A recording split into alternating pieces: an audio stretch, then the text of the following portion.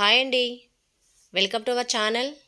ఈరోజు మన ఛానల్లో సింపుల్గా అండ్ టేస్టీగా క్యాబేజ్ 65 ఎలా చేయాలో చూద్దామండి. వీడియోకి వెళ్ళే ముందు మన ఛానల్ని లైక్ చేయండి, షేర్ చేయండి, సబ్స్క్రైబ్ చేయండి. Please support me friends.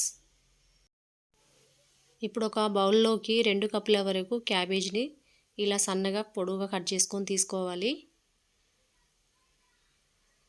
కాస్త ఇలా పొడవుగానే కట్ చేసుకొని తీసుకోవాలి. ఇప్పుడు ఇందులోకి అరకప్పు వరకు శనగపిండి, అరకప్పు వరకు కార్న్ఫ్లోరు, 1 టేబుల్ స్పూన్ బియ్యం పిండి వేసుకొని ఇదంతా కలిసేటట్టు ఒకసారి బాగా కలుపుకోవాలి. ఇలా కలుపుకున్నాక ఇందులోకి 1 టేబుల్ స్పూన్ కారం, పావు టీ స్పూన్ పసుపు, 1 స్పూన్ వరకు అల్లం వెల్లుల్లి పేస్టు, 1 స్పూన్ వరకు ధనియా పొడి, టేస్ట్ తగ్గట్టు సాల్ట్ వేసుకొని ఇదంతా కలిసేటట్టు బాగా కలుపుకోవాలి. వాటర్ ఏం వేయొద్దండి.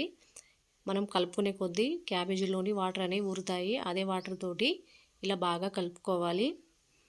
మనం చేసే క్యాబేజ్ 65కి ఇలా కొంచెం గట్టిగానే ఉండాలండి. ఇప్పుడు స్టవ్ మీద డీప్ ఫ్రై సరిపడా ఆయిల్ వేసుకొని లేట్ చేయకుండా వెంటనే మనం ఇలా పకోడీలాగా వేసుకోవాలి. వీడియోలో చూపిస్తున్న విధంగా ఇలా ఆయిల్లో సరిపడంత ఇలా పకోడీలాగా వేసుకోవాలి. వేసిన వెంటనే కదపకుండా 1 నిమిషం ఆగి 1 నిమిషం తర్వాత గరిటెతోటి ఇలా 2 వైపులా తిప్పుకుంటూ మంచి కలర్ వచ్చే వరకు బాగా ఫ్రై చేసుకోవాలి.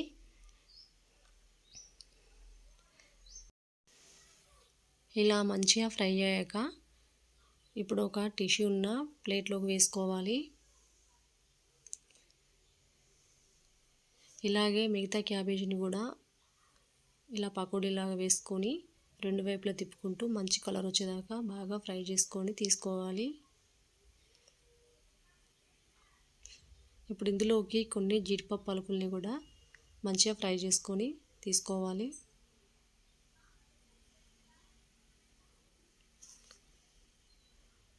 కొంచెం కరివేపాకును కూడా ఆయిల్లో ఫ్రై చేసుకోవాలి.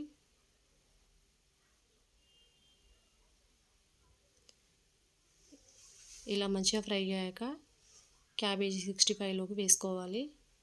అలాగే ఒక 2 పచ్చిమిర్చిని ఇలా సన్నగా పొడవుగా కట్ చేసుకొని వీటిని కూడా ఆయిల్లో ఫ్రై చేసుకొని తీసుకోవాలి. అంతేనండి, మన క్యాబేజ్ 65 రెడీ అండి. వేడిగా ఉన్నప్పుడు కాస్త మెత్తగా అనిపిస్తుంది, చల్లారే కొద్దీ క్రిస్పీగా అండ్ టేస్టీగా ఉంటుంది.